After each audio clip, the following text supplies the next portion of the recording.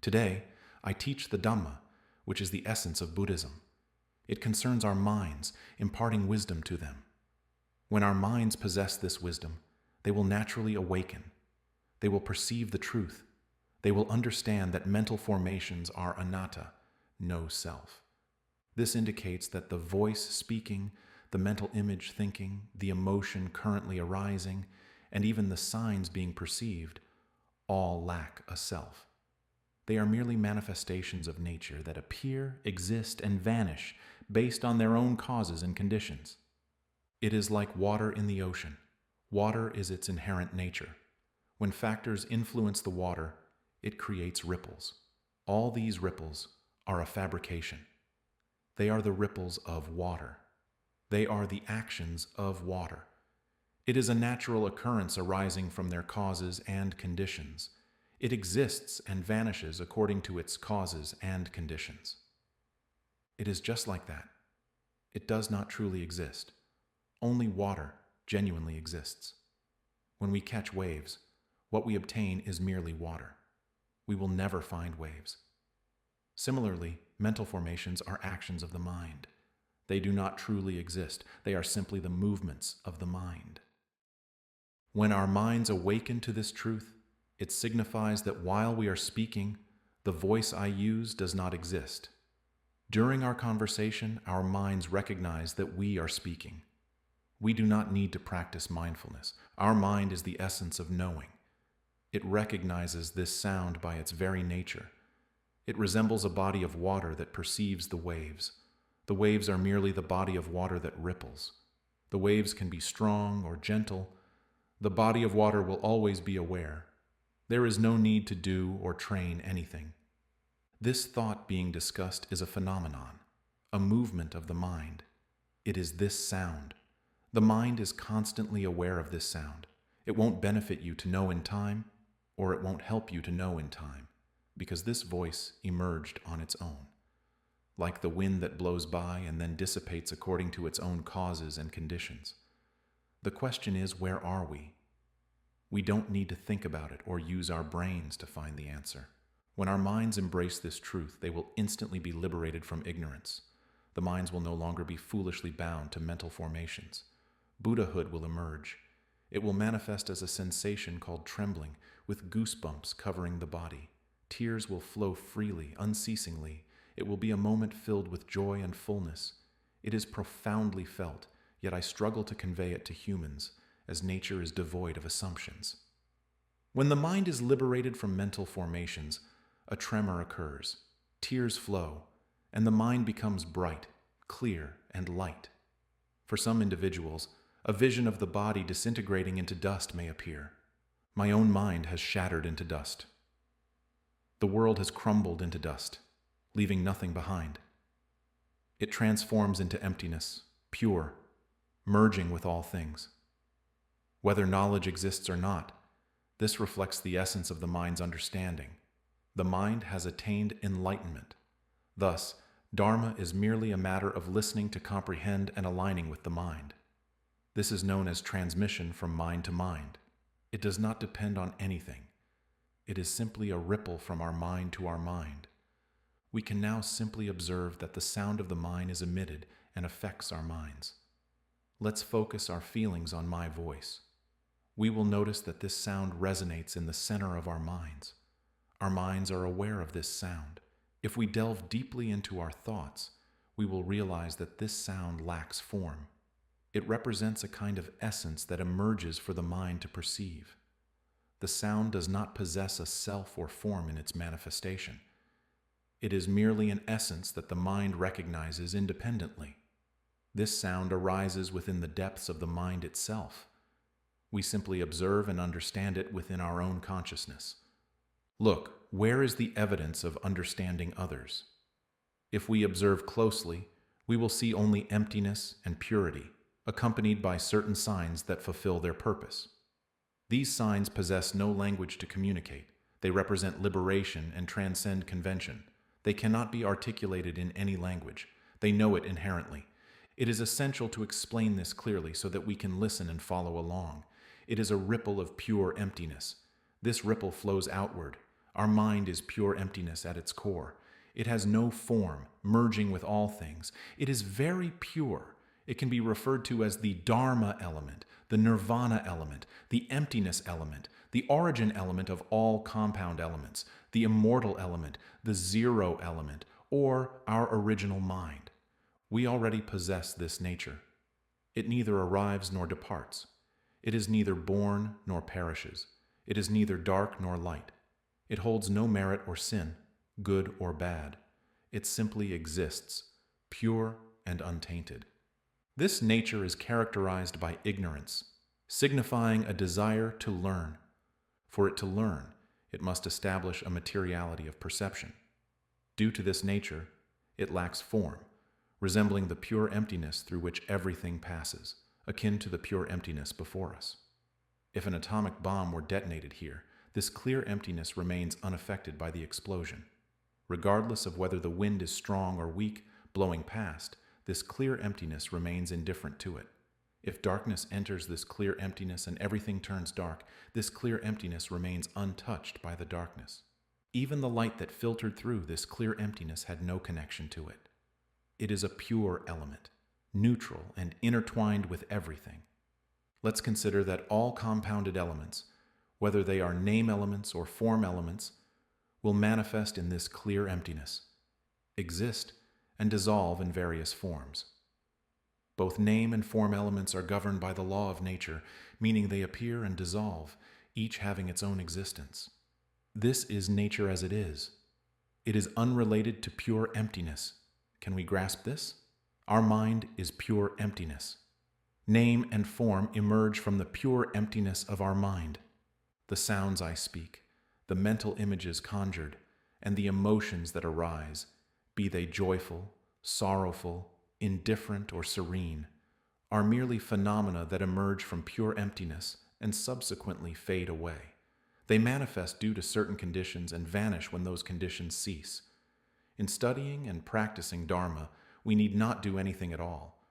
We simply must listen, understand, and follow the teachings, just as the Buddha instructed during his time. He taught for all of us to hear. We simply follow the mind and seek to understand it. When the mind accepts knowledge and perceives the truth, that this voice is speaking, this mental image, emotion, and feeling, it operates independently. It emerges on its own. It fades away on its own. There is no us in these natures at all. So what are we lost in? The mind generates this knowledge, clear through the essence of the mind itself. Buddhahood suddenly illuminates brightly. Tears fall. Why do tears fall? Because it has lost what it has clung to for so long. It clung to the belief that this is its body. When it recognized the truth that this is not its body, tears flowed. This voice that speaks has depended on it all along. When it becomes evident that this voice does not truly exist, it merely signifies emptiness, perpetually rippling, not us, not us, not ourself. The mind becomes aware of what has deluded us. Tears flow. It has lost what it has depended on for so long due to ignorance. The mental images it conjures, which it has relied on for so long, are akin to this voice, deluded and dependent as well. All emotions, whether joyful, sorrowful, or neutral, are the same. They arise in response to conditions and then vanish when those conditions cease. Emotions emerge or fade on their own, offering no benefits or harm to anyone. It is nature that exists, not us at all. When our minds become enlightened to this truth, they release what they have clung to and depended on for so long. Tears flow. This is the knowledge that penetrates the mind. The essence of knowing remains. The mind perceives that what it knows now is akin to the sound we are hearing now. By observing our mind, we will see that our mind recognizes this sound by the nature of the mind itself. Where are we? When the mind becomes enlightened and understands with clarity, tears will flow. Complete Buddhahood will manifest. The mind will be bright, clear, and empty, having been freed from the 5 aggregates. It has relied on the 5 aggregates, on material and mental phenomena, on this body and this mind, for a long time. Now I clearly understand that my own nature is pure and empty. a fundamental essence that exists prior to all things, an immortal essence, a pristine element that has been misled and clings to illusory phenomena known as ignorance, conditions, and sankaras. I simply don't know. That's all. I'm just foolish and depend on fabrication, that's all. Our minds have been trapped in the cycle of mental formations for a long time, ensnared in good or bad destinations, taking various forms based on what we think and cling to. This fabrication is utterly foolish. Tears flow. The mind recognizes its own nature. All that I have said is an imaginary language. This spoken sound does not truly exist. It is merely a transmission from mind to mind. When our minds listen and follow along, and clear knowledge arises, we will realize that practicing Dharma only leads to loss. We lose our sense of self, belonging, significance, and determination that we once clung to. We lose all the knowledge we used to know and understand. We have lost the cycle that has persisted for a long time.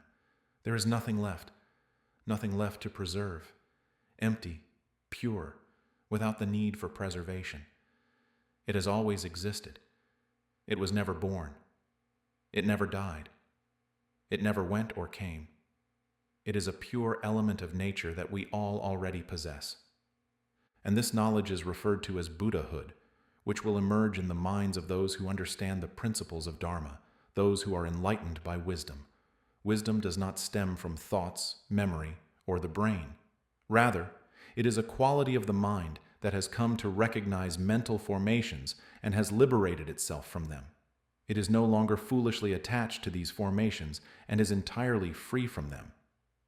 The sound I am expressing is a mental formation, yet the mind is not engaged at all. These mental images, the emotions that arise, the signs that are perceived, these are all fabricated natures. It is now acting out its own actions without an owner. The mind is free. It does not need to create, maintain, or do anything to obtain anything. It does not seek to reach it because this nature is already present for us. This nature is an element of life. Must we create the elements of life? Must we practice to obtain this element of life? Must we refine this element of life? We will see that this element of life already exists. Let us not be foolishly attached to thoughts, sounds, imagination, emotions, perceptions, or even this understanding. Do not be foolishly attached to it. We simply allow these natures to emerge and fade away for their own reasons. We know the truth without knowing, thinking, or concluding. We listen to this T-apes frequently and follow along with our minds. The mind will gradually comprehend bit by bit in accordance with our wisdom. A wise man, possessing great insight, listens to the teachings for a few moments and effortlessly articulates the truth. This marks the conclusion of the Dharma. It is nothing. It is now perpetually revealing anatta. Does this sound imply that it is fulfilling its own responsibilities? It simply is this way without any discernible reason. Where are we? Let the mind respond. The essence of religion is simply this: the purity of the mind, which we all inherently possess. We don't need to create it or struggle to discover it. We merely have to cease our search. We have been seeking for a long time. We are all striving to uncover our own life element, to recognize the purity we already hold, to access the knowledge we inherently possess, all due to ignorance. When wise figures like Buddha imparted this truth to the world, those who listened attentively would grasp the Dharma simultaneously. Due to the Dharma proclaimed by all Buddhas, he speaks from the essence of truth, emanating the pure element of Dharma and radiating purity to all of us. When our minds embrace it, this radiance of purity is referred to as transmission from mind to mind. Our minds will recognize that Dharma is inherently pure when we bow in its presence. In human terms, it is described as looking into each other's eyes and understanding each other's hearts. We must awaken to our ignorance. It's important to understand them thoroughly. The TV screen is showing a story. It features a person named Little Ika. This is how his story unfolds. Little Ika grew up in a poor family. He constantly questioned, what was he born for? Yet, he never found the answer. He sought to learn what the world had to offer him. Eka's parents taught him to think, imagine, embellish, and strive for material things in this world. Eka could only ask himself, what exactly are we born for? Is this what we truly want? We sensed that it wasn't what we desired. Everything feels complete when you have love, a home, and clothes. Yet, the question of our purpose remains unanswered. Is that all we are searching for? This question has always lingered in little Eka's mind. Little Eka attended school. The teachers taught him how to think, remember, acquire knowledge, and strive for wealth, honor, praise, and happiness. Little Eka had many experiences throughout his life until he turned 25 years old. He still has questions to ponder in his mind. What exactly do we desire? Our current situation is satisfactory for our lives, yet there is an underlying feeling that it is not what we truly want. One day, little Eka experienced an accident. His heart stopped, and he fell into shock. In that moment, he understood that his life was fleeting. Despite being 25 years old and in good health, why couldn't he control his own body? Little Eka could only cry out in his heart, "What am I going to do now? Is this all I have accomplished in my life? I haven't yet repaid my parents' kindness." Little Eka prayed that if he could recover from this condition, he would cultivate merit and perform good deeds to the fullest extent. If all the merits and virtues were genuine, let them be fulfilled by all the creditors and not by me. I will strive to carry out good deeds. May all the spirits and souls of our karmic creditors receive all the merit from now until our last breath. This is the truth that little Eka declared, even though he did not understand how merit was created, nor did he know what Buddhism truly was. After that, little Eka dedicated his life to practicing merit, accumulating a great deal of merit according to the principles of Buddhism. He began to study, learn, give alms, observe the precepts, and practice meditation. By the time he was 30 years old, little Eka had gained significantly more knowledge about Buddhism than he had before. He understood the purpose of his birth. The fantasy that had captivated him since childhood was his true calling. Recently, he realized that he was not an ordinary person by birth. He was destined to be ordained. Little Eka announced his intention to ordain for life, and he began to take the path to nirvana seriously. Little Eka observed everything in this world. He learned many methods of practice from his teachers. But at that time, he had not yet attained enlightenment through the Dhamma. He could only proclaim the truth, and then follow the truth he had proclaimed. After his ordination, he began to understand his own mind. It didn't take long for him to realize that everything stemmed from his own thoughts. That day, a miracle happened for little Eka. The knowledge he had held throughout his life shattered in his mind. He recognized that all material things arose from this abstract concept.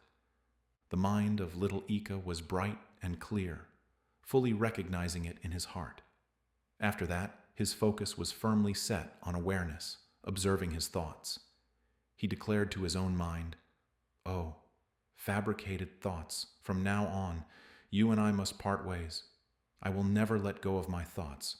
From waking to sleeping, I will see them all the time." This is the character of a warrior that little Eka has embraced in his heart. After that, Eka's mind remained constantly awake, perceiving fabricated thoughts until it evolved, becoming very wise and mindful, and experiencing many amazing and brilliant things. This continued for 7 days, spinning day and night. When the sentence-like thought was perceived, it transformed into a word, then into a more specific thought, and finally into a sign that trembled briefly before becoming more defined and then exploding. The world, the body, everything disintegrated. The world was engulfed in a brilliant light that was clear and pure, erasing any perception of its existence. That night, little Eka discovered the essence of enlightenment. This was characterized by profound mindfulness and wisdom. It was inherent. It understood and acknowledged itself. Little Eka paid little attention to what manifested. Since this nature had emerged and disappeared, little Eka permitted it to fulfill its role. The truth was unveiled by little Eka's contemplation the following day. Avicca Pakaya Sankhara was the reality that little Eka's mind proclaimed as he sat and received alms from the people. At that moment, little Eka's mind began to grasp the cycle of existence.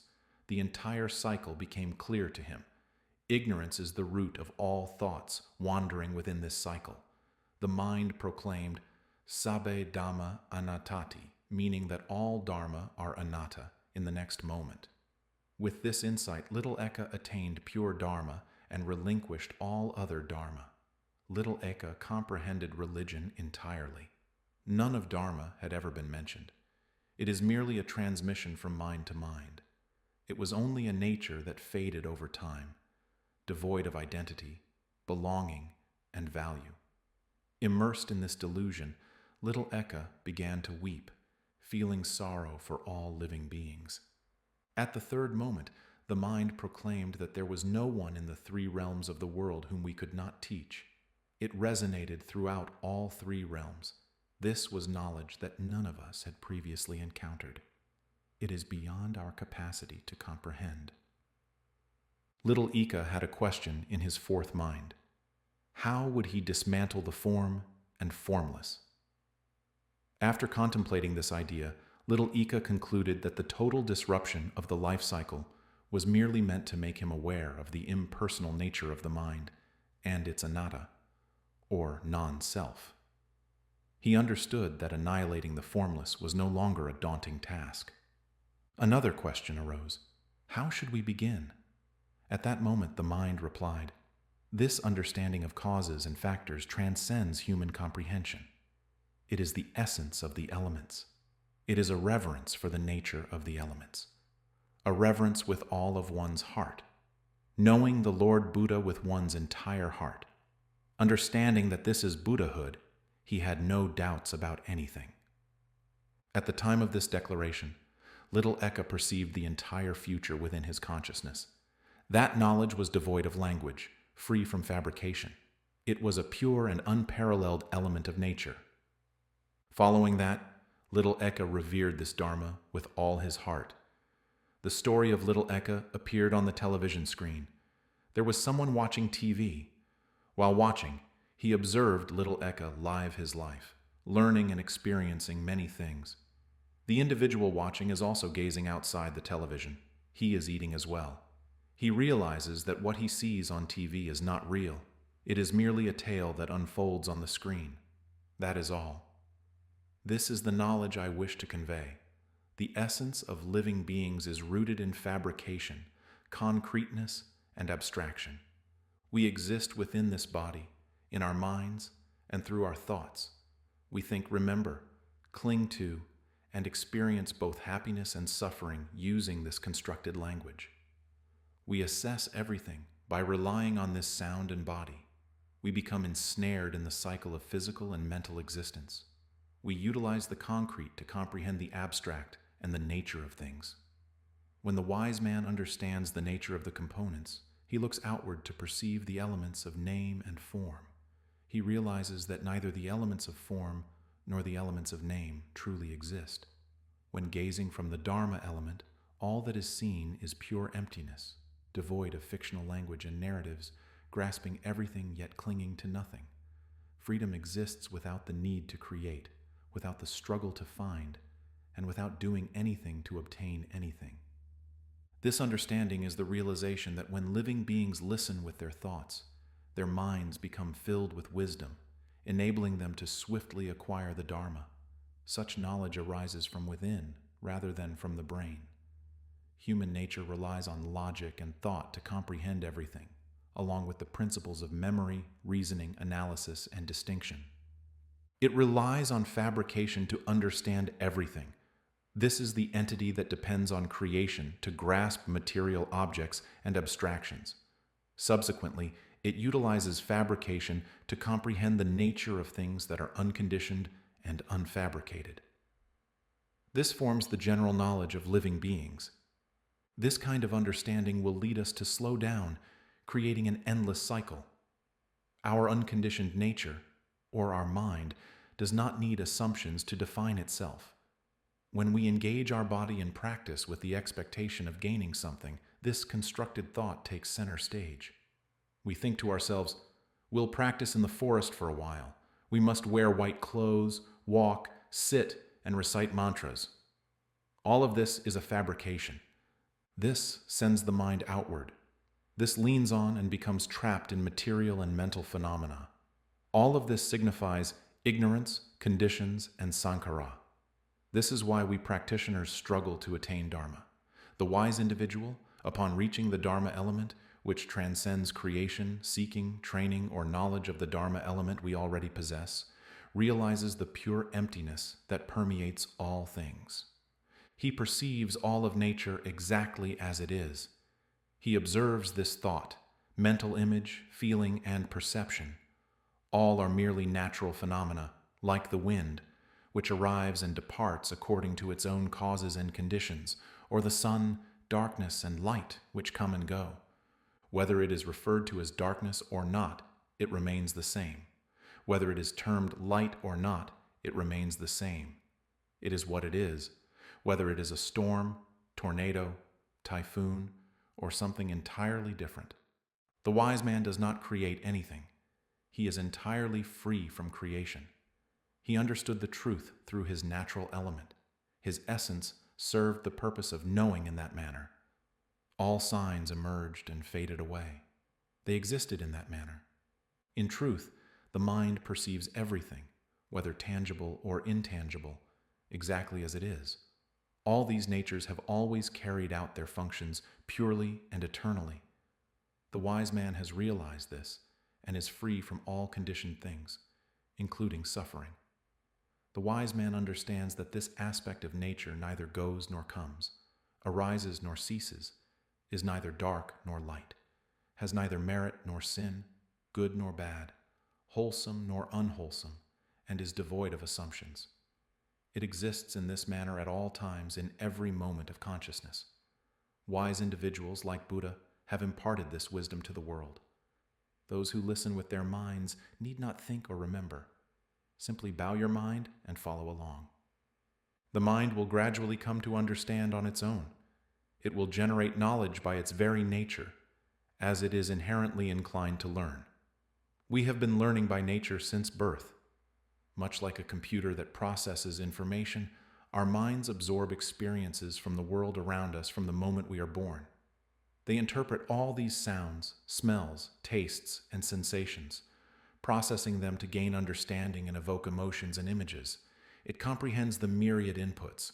The CPU processes data input from the keyboard, mouse clicks, and other sources. Similar to our minds, it begins to remember everything it sees, hears, touches, and experiences, then records, processes, and compares this with your emotions, imagination, and the sounds you hear, ultimately understanding that this is the image. This emotion is triggered by this image. This emotion is triggered by this sound. This is the meaning of this sound. This is the meaning of this image. This is the meaning of this emotion. This body is what we hold on to as our own. Our minds learn autonomously. They understand how to exist, cling to, and become immersed in it. This is the inherent state of creation. The wise man perceives thoughts, feelings, and emotions as natural when he understands the pure essence of Dharma. He recognizes them as mere expressions of nature's movements, reflecting reality as it is, and relies on these illusions to ripple and transmit from mind to mind among all living beings. Every living being has embraced this language. They depend on form, sight, hearing, smell, taste, touch, sound, imagination, emotional understanding, and sensory experience. Assume that a self exists that knows. Living beings rely on this fabrication, this abstraction, to grasp these illusions. Wise individuals also depend on this fictitious language, which is an illusion, to communicate pure knowledge to living beings for their understanding. A person with limited wisdom relies on thoughts, emotions, and perceptions, striving to think, understand, and remember, while attempting to grasp concepts beyond mere thoughts. He will be slow and will take time to attain the Dharma. In contrast, The wise listen with their minds, using this sound as if it were a flashlight guiding them to the tunnel's entrance. They do not cling to the sound, the image, the emotion, or the state of knowing. They simply follow their minds until their understanding begins to deepen. There was a stirring within me. Tears streamed down my face, and I was deeply moved by the realization that this was a construct of thoughts. Did everything stem from this very thought? Tears streamed down as I continued to listen, listening consistently, every day, all the time, until the sound of the Master's Dharma echoed in my mind ceaselessly. I witnessed the marvel of my mind being awake constantly, knowing perpetually, perceiving nature, understanding nature, thinking, imagining, and feeling endlessly, until he fully understood that it achieved all of this independently. The mind knows by its very nature. Tears fell. The mind became bright and clear, and it recognized its freedom. It feels as though we have escaped this sound. It acknowledges that this sound does not define us. It has fled from thoughts, fled from imagination, fled from emotions, fled from this state of awareness, fled from the attachments we once held. Tears streamed down my face. I felt in my heart that ignorance had crumbled away from my mind. It has been released and is now free. I observed the 5 aggregates functioning continuously, yet my mind remained unbound. The mind has no form, no self. It is an element of origin that embodies pure emptiness, freedom, and independence. It resembles the pure emptiness that lies before us.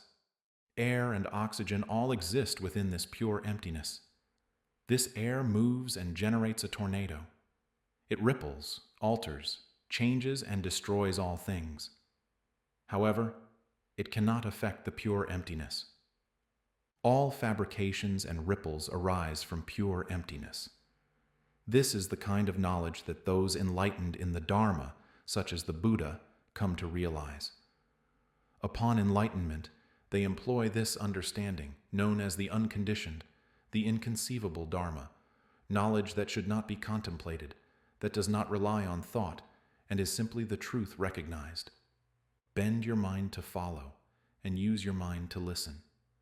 The Dharma that guides the path to nirvana is one that requires the mind to listen, employing it to hear rather than using your thoughts to think, remember, or embellish. It is a matter of transmission from mind to mind. Therefore, all of us, children, the elderly, the disabled, women, and men, possess minds. Dharma already resides within my mind. Each of us can attain Dharma if we are awake and aware within, perceiving the state of knowing and the state of thinking as nature, not as ourselves. Because we are empty, pure, and clear elements, the elements of nature, the elements of nirvana that we all inherently possess. This element of nature neither departs nor arrives, does not arise nor cease, and is free from all fabrications. It is unconditioned. Thus, this Dharma is completely free from fabrications. Please use your mind to listen. Today, let us conclude here. May all of us who have made a steadfast vow not to be reborn, who have the nirvana as our aim, who have anatta as our sanctuary, may we all understand the Dharma and achieve the Dharma without delay, everyone. Sadhu, sadhu, sadhu. May all Buddhas be my witness. From this moment forward, I will diligently listen to this Dharma. I will be awake within. I will perceive thoughts, emotions, and sensations as natural, not us, not ours. I will not cling to any sensations. I will not be reborn. This life will be my last. Once I have realized the Dharma, I will teach my children, grandchildren, and acquaintances to be awake within. I will not cling to thoughts or emotions until the end of my life. This is a tribute to Buddha. Sadhu, sadhu, sadhu. If you are interested in Dharma, awakening, and observing the mind to escape suffering through knowledge, thank you for watching.